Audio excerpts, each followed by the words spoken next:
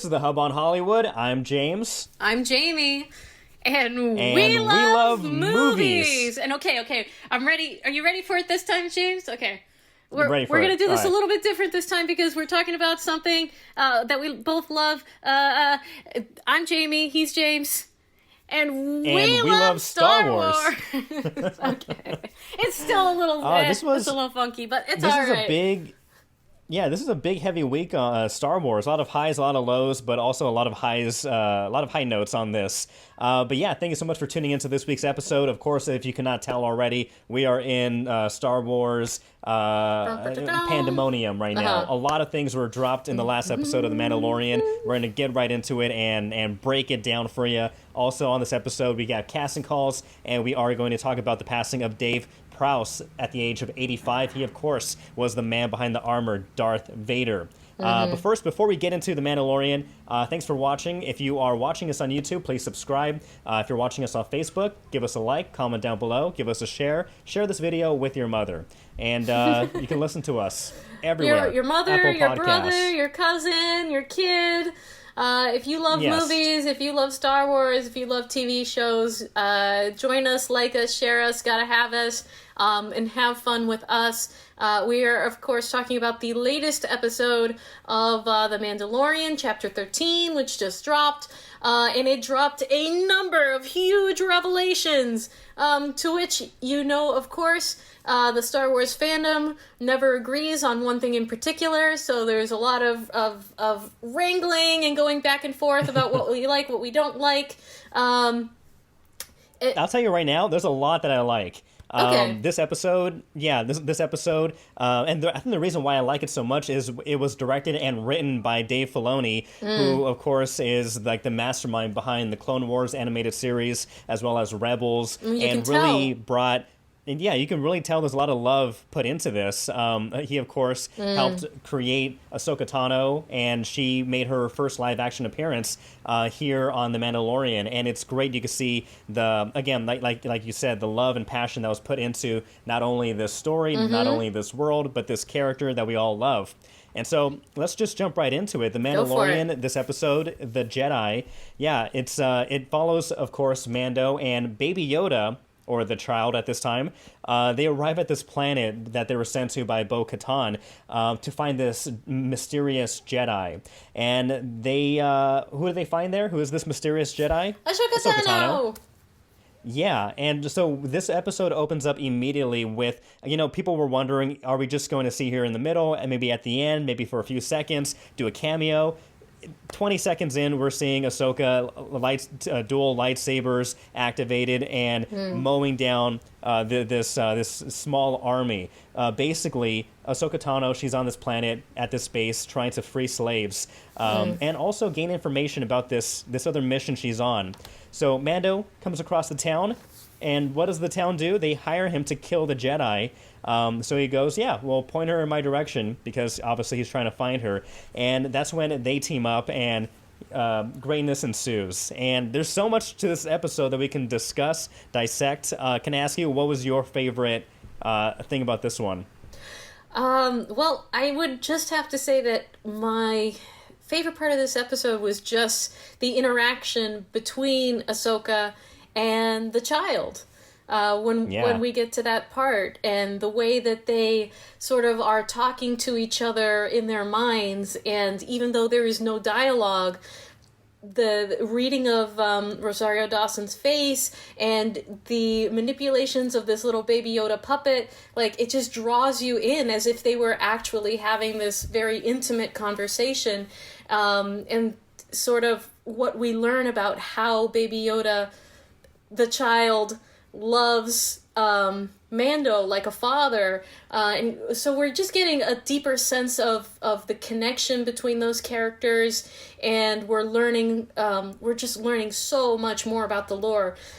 I think the last few episodes of The Mandalorian leading up to now, there hasn't been a lot of background or connection to the greater universe, and we've just got it all at one time here, James.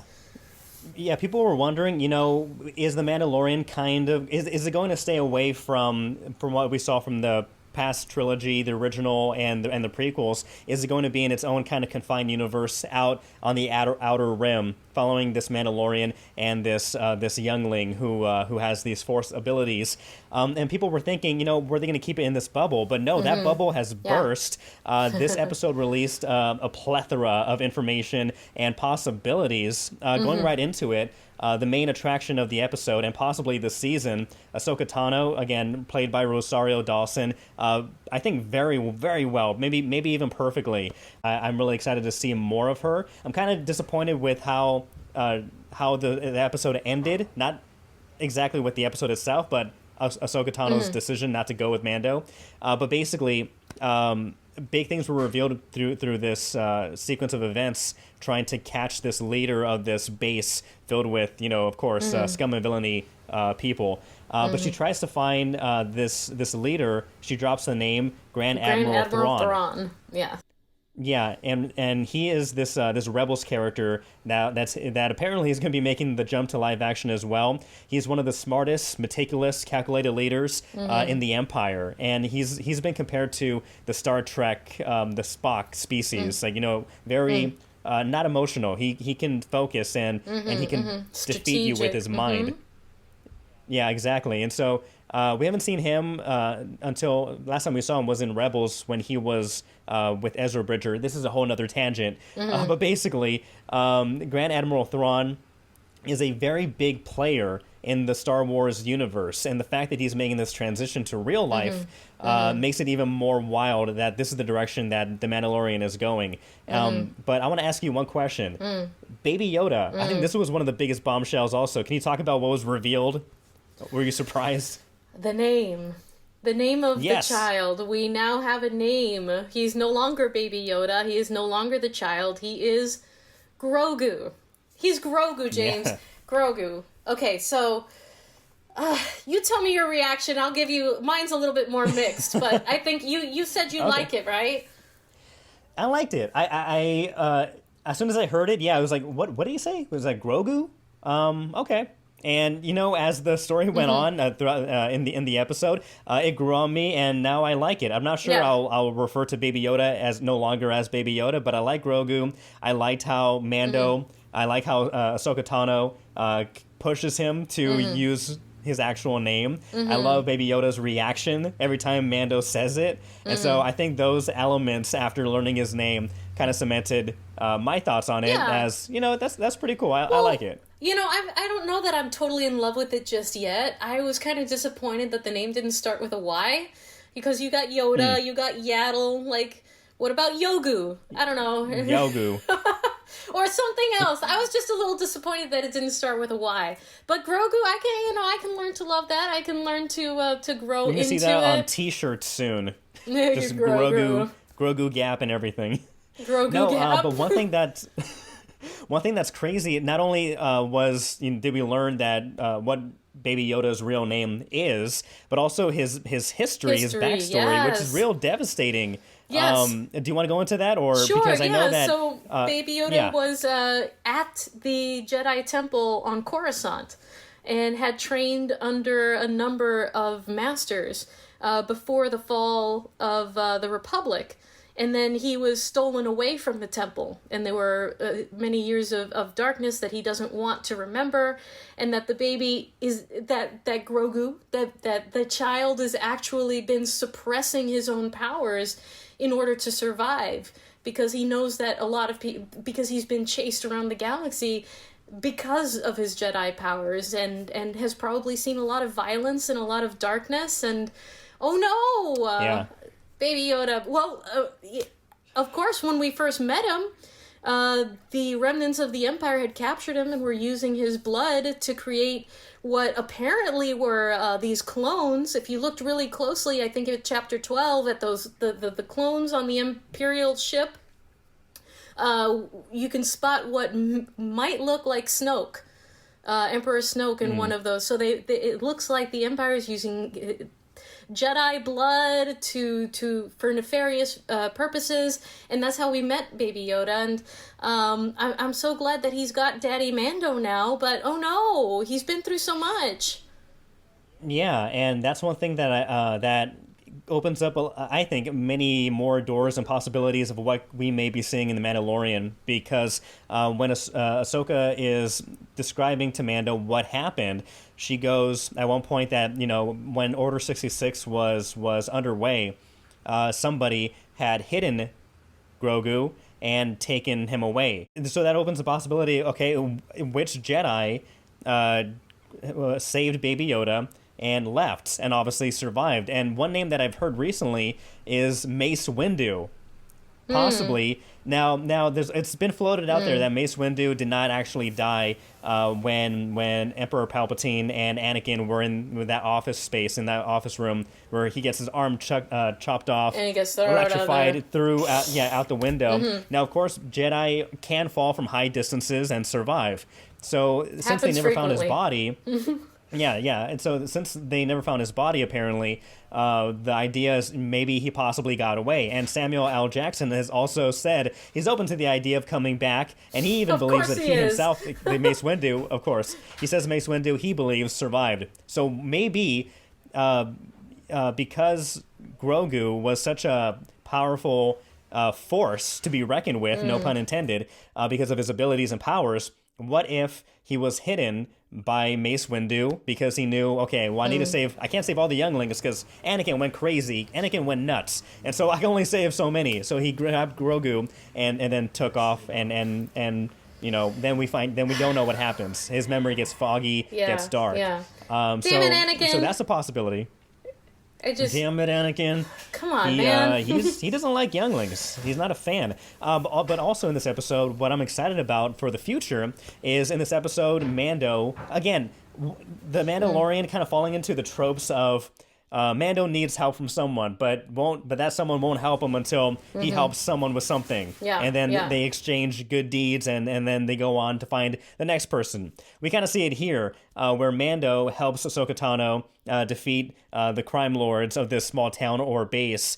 In order, and when he does that, Ahsoka Tano implies that she will train Baby Yoda. Well, at the end of the battle, which was amazing, I loved seeing Ahsoka Tano in action. Mando, every action sets and scenes in this episode were great. Anyway, at the end, he gets this spear made from Beskar, and that is impervious to lightsabers and dark sabers, which may be laying the groundwork for a Mando versus Moff Gideon one-on-one battle. Yeah, he's getting some fancy stuff, man. Yeah. Like he's got Beskar everything now. So that was very. If this was a video game, he'd be upgrading new, weapons and armor. It's basically a video game. Oh my goodness! So that was very surprising too. I didn't know that Beskar could repel lightsabers. So when Mando blocks the lightsaber, Ahsoka Tano's lightsabers in the beginning with his Beskar armor, that was like a shocking moment. That was very fun. And it makes sense too, because the Mandalorians are lifelong enemies of the Jedi. They've been feuding for generations, and so it would make sense that Mandalorians develop armor and tools like the flamethrower to gain distance, and these I don't want to call it lasso. What is it? That whip that wraps them around. They created these things, and of course the jetpacks to help fight off against the Jedi. And so that was a cool little fight. I know Mando didn't think he was going to win. That's why he was, Ahsoka, stop. Somebody send me. Please don't kill me. That was great too. Like, Bo-Katan sent me. Stop! Don't kill me. Yeah, please. Yeah. Now, James, I do have some minor criticisms. The Beskar fight, when Ahsoka is fighting against the other woman, the Imperial woman, and she's got the Beskar spear, I think that she caused Ahsoka way too much trouble. Ahsoka wouldn't have lost a lightsaber. Ahsoka went up against Darth Vader and survived. Like, no. I think that use the Force. Come on, it shouldn't have been that challenging for her. Is my only criticism there. And then people have been saying, as far as the Ahsoka character, it's a little bit confusing as far as the timeline goes. So Ahsoka, Anakin Skywalker's apprentice, at the end of the Clone Wars, she walked away from the Jedi Order. By the end of Rebels, she had sort of a let's call it a Gandalf moment, where she becomes sort of like Ahsoka the White, and she disappears into the world between worlds to find Ezra and Thrawn, who were pulled into the great beyond. And now here she is again, but she's no longer all white. Her little hair thingies are a lot shorter.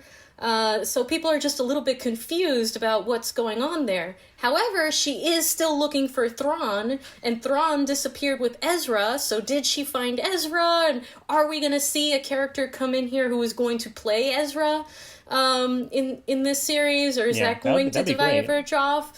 So all of these things... very cool, but fans are like, okay, it's not exactly, lining up perfectly. But I think you can give them a little bit of leeway here, okay? This is the first time that we're seeing Ahsoka in a live action setting. And it's you gotta give some leeway for the people who didn't watch all of those things and know nothing about the background in that way. So I think maybe they're setting it up so that we can see some of that growth on the big screen in live action from her, but I don't know. We'll see. Yeah, I think my biggest again, and it's not even a big gripe or anything really, but one thing I thought Ahsoka should have done at the very end, and I understand her reasoning, which I kind of agree with Ahsoka in her reasoning to not train Grogu, because he has strong attachment to Mando, and she knows firsthand that even the most well trained and smartest and most brilliant Jedi Knights can fall to their feelings and emotions. I understand her now wanting to train Grogu. I know that she kind of I think skirted around answering it definitively when Mando said, if I help you, can you train Grogu? And then she says, I will ensure that he's trained or something to that effect. Yeah. No, sorry, go ahead. Yeah. So one thing I didn't like at the very end was she kind of backtracked on her implied promise, but she did leave the door open to take Grogu to this place and he can use his force to reach out. I think Ahsoka should have gone with Mando. I think Ahsoka should have gone in the ship with Mando and Baby Yoda and gone to that new location. Other than her not going on that ship, that's the only real criticism I have. Okay. Other than that, I thought it was great. Awesome. Well, you know what? This is not the last we're seeing of her. She's obviously going to be back in this series, whether it's this season or the next season or in the finale. But what I'm excited about is where she sent them. Is Tython. Okay, and this is a place that I've talked about in one of our previous videos, and I've written into my own fan fiction, into my own Star Wars fan fiction. This is, stop it, James, don't judge me. This is I'm judging. The historic home of the Jedi. This is where the Jedi began. On Tython. So this is the planet that has two moons. One is light side, one is dark side. Has very strong connections to the Force. Where the Jedi first began, and they began as one people, and then there was a rift, and then you had the Jedis who were very pure and upstanding, and this is the one and only way to to be one with the Force or whatever. In the dark side, you fall from that, and I think that's where there was a divergence. There used to be a balance, and then there was a divergence, and I think that balance is the Grey Jedi. And Ahsoka Tano, I think, is the character that fans, I think, associate most with the Grey Jedi, and this is something I've also been advocating for, in that she's not actually a Jedi. James, she's a fallen Padawan of Anakin Skywalker. She chose to leave the Jedi Order, and she's kind of been doing her own thing, and I think that she toes the line so perfectly between light and dark. And that's what I was hoping to see in this, in the Rise of Skywalker, in the last trilogy. I'm just going to go on a small tangent. You were talking about how you can feel the love in this last episode. You can feel the love in Chapter 13 and bringing together all of the lore and all of these characters and everything that the Star Wars universe has to offer and has been building towards. And I wish that the main trilogy had done that. Instead, we got whatever J.J. Abrams invented, and it just felt corporate and forced and unimagined. And no. Rian Johnson, you could feel the love and everything that he did, and the passion and his knowledge of Star Wars. I know we disagree on this, but really, The Rise of Skywalker was just... There was so much that they could have done with Rey and with Kylo Ren / Ben Solo, and coming together in the Force and in balance and fighting fighting Palpatine, but it just felt so vapid and shallow and wasted. It just felt so wasted, and you didn't really feel the love for the universe. In The Mandalorian, and especially in this episode, like you were saying with the director, you feel the love. You feel, and you get little bits and pieces of everything that the universe has to offer, and all of this lore and all of this richness that could have been used and should be. I think we are getting what we deserve now, but should have been in the original that should have been in the trilogy that just came out. I'm just so mad, but I feel like it should have been in the trilogy.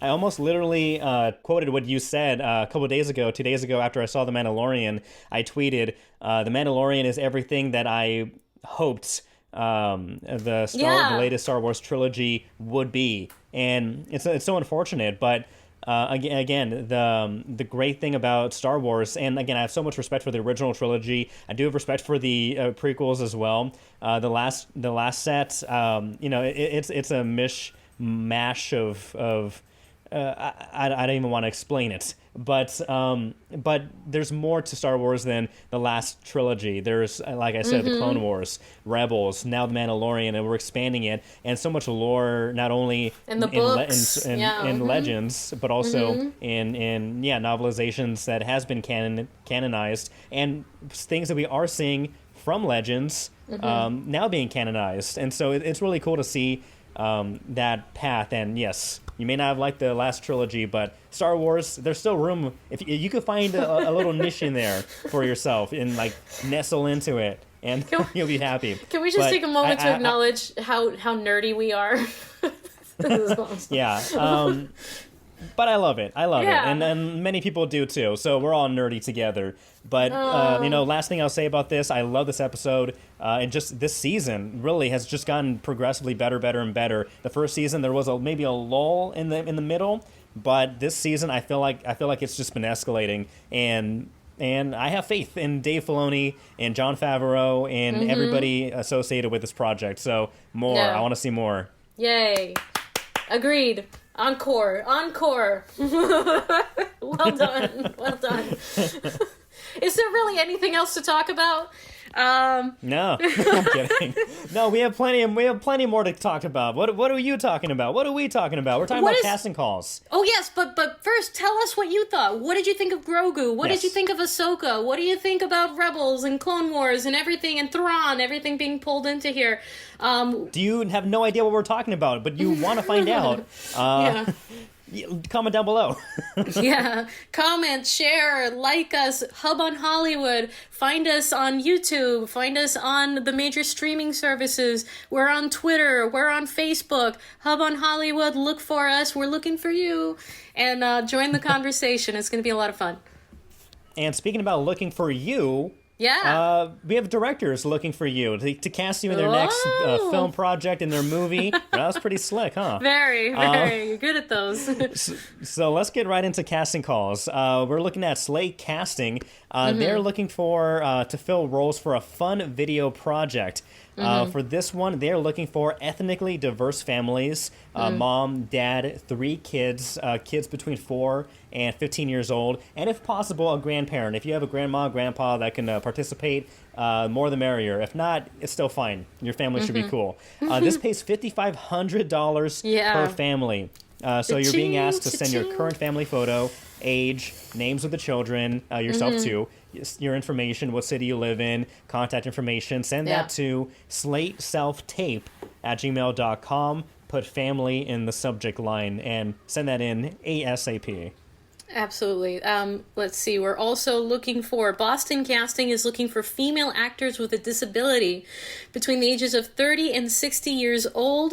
This is SAG or non-union may apply. Television project shoots between January and July 2021. So this is they're going to need you for a chunk of change here. So they want a headshot and resume, where you're located, and a little bit about yourself to Boston Casting Submit 4 at gmail.com for that. Female actors with a disability. All right, and CP Casting, we are looking for some African-American men and women for Don't Look Up, this big Netflix film starring Jennifer Lawrence, Leonardo DiCaprio. Did you say who else? Meryl Streep. Meryl Streep. Yeah. So this is a big movie coming up. They're searching for African American men, women who can portray someone of African descent: Sudanese, Somalian, Eritrean, Kenyan, and more. This is shooting on December 3rd and the 7th, and you must be available for both full days. You will not only be paid $188 plus overtime, but you will also get an additional $100 for getting COVID tested. Yeah, so send your candid photos of yourself.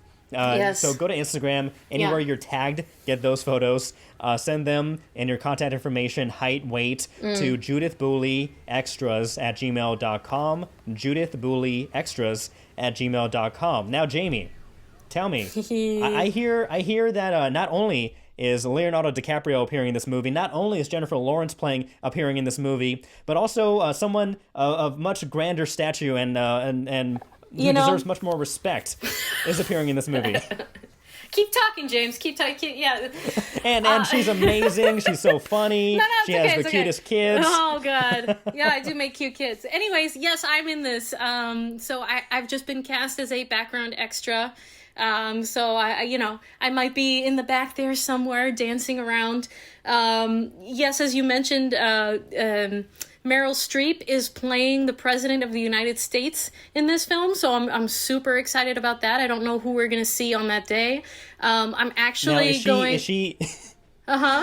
Streep playing Meryl Streep as the president? Like, is it a Donald Trump kind of situation? I don't know, but because you remember the whole thing when Donald Trump was making fun of her and calling her a loser, the winningest actress of all time, and she laughed that off, and now she gets to play the President of the United States in a movie that's filming here in Boston. I can't wait. I cannot wait to see what they do with that, and I'm sure they're going to have fun with it. I'm actually going for my first COVID testing tomorrow. For all of the everyone associated with this film, all the cast, crew, they are testing everyone twice before they let you on set. So I'm getting tested on Monday, and then the following Thursday, and then the shooting is the day after that. And provided that, you pass all of those COVID tests, so these are rapid result tests, then you get to go on set. It sounds like there's going to be big crowds in this, and I don't know much else about it. But very cool opportunity. They only just started filming. So I would recommend you going to the Judith Booley website and putting your information in there if you'd like to be a part of that. Fun times are here again, James. It's going to be fun. It's going to be fun. All right. So again, just the litany of movies that you've been in grows. Oh, Lord. Just continues to grow that list. Yeah, so I was a body double in Knives Out. I was in Little Women. I'm in a bunch of stuff. I'm in Defending Jacob. If it's been filmed in the Boston area in the last 2 years, I'm probably in the background somewhere. So. And you can be too. It's so much fun. Make a little extra cash. Hang out with celebrities for a day. That's why we're always pushing it. It's a great time. So follow the Hub on Hollywood for the latest casting calls. We have them every week. Especially if you live in the New England area. It's not just Massachusetts. It's New Hampshire, Rhode Island, Connecticut. Like we have the castings for our region. So tune in. It's fun. All right. With that being said, diving back right into Star Wars news. Of course, we had to bring this up. David Prowse passed away at the age of 85. David Prowse, the man behind the armor of Darth Vader. George Earl Jones, of course, is known for being the voice of the Sith Lord in the original trilogy, but it was David Prowse and his physical performance that truly brought Darth Vader, one of the most well-known, most feared, and most loved villains in our era, to life. Before becoming an actor, he was a bodybuilder, standing at 6 feet 6 inches tall. Though he loved his work in Star Wars, he said his best work in life was also when he worked in a PSA playing a superhero where he taught kids street safety, teaching kids to look and listen before crossing the street, before crossing the road, and potentially saving countless lives. And so, so he would go to. Yeah, that's a great thing. So he not only was he proud of Star Wars, but he was also proud of potentially saving lives. So that was great. He would go on to go to conventions, sign autographs, and apparently everybody who interacted with him would speak very highly of him. He was surrounded, however, by some controversy. You may have heard about this because apparently David Prowse was the one who spoiled that Darth Vader is Luke Skywalker's father. Now, the spoiler was done during an interview before the Empire Strikes Back came out. Oh, really? And he says that he says that it was not intentional. He says that he made the comment during an interview before The Empire Strikes Back, before the script was even written. And so he didn't have the script. He had no idea. He was just, joking about it and just said that. And it ended up becoming true. But that apparently made George Lucas very wary of who to trust with the script. And then that led to the filming during Empire Strikes Back when they were doing the actual scene. David Prowse, when he's there talking to Luke, trying to convince him to join the dark side, during the actual recording on set, he actually says, Obi-Wan killed your father. It wasn't until the movie premiered when many of the cast members, only 3 people knew, George Lucas, Mark Hamill, and another person, only 3 people knew that Darth Vader was Luke's father, and David Prowse didn't even know that either. Again, on set, he said, Obi-Wan killed your father. And so it led to that kind of exchange. But nonetheless, again, he had a great relationship with Star Wars fans. The Star Wars fans loved him. Again, just this embodiment of this grand stature to be feared and respected. And Mark Hamill, he spoke about the death. He said he was so sad to hear David Prowse passed away. He was a kind man and much more than Darth Vader. Actor, husband, father, member of the Order of the British Empire, 3-time British weightlifting champion, and safety icon, the Green Cross Code Man. He loved his fans as much as they loved him. So, rest in peace to David Prowse, one of, again, responsible for making Darth Vader one of the most iconic. No matter where you are in the world, you show a picture of Darth Vader, they know who it is, and it's because of his work that led to the image that we have lasting today, that continues on today. So, David Prowse, thank you very much for your contributions to Star Wars. Thank you, sir, for your commanding presence. And so, ending on a high note of some sorts, or maybe a low note, considering how you like these movies, depending on how you like these movies. But it is the season. It is Christmas right around the corner, almost December. And, people are getting into the Christmas mood. I actually just got my Christmas tree. I'll show a picture, put some Star Wars ornaments and sloths in there. And so you're so excited about that. So excited. And so, everybody's, getting into the music and the movies. And my girlfriend and I yesterday watched Christmas with a View. It's like this Hallmark kind of typish movie. It's on Netflix. Let me give you the quick synopsis of it, which I'm reading it right now, and it really doesn't translate to what they show on the movie or on the screen.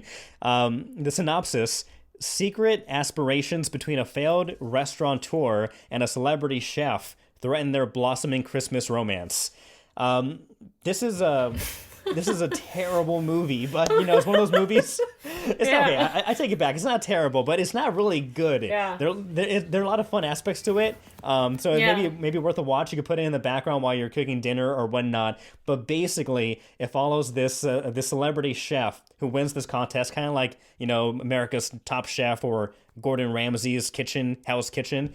It's that he wins the competition and then he becomes this head chef at this resort where there's also skiing. It's right on the mountains, beautiful, snow everywhere. It's Christmas. And at this restaurant, at the ski resort, there's a restaurant where we meet this character.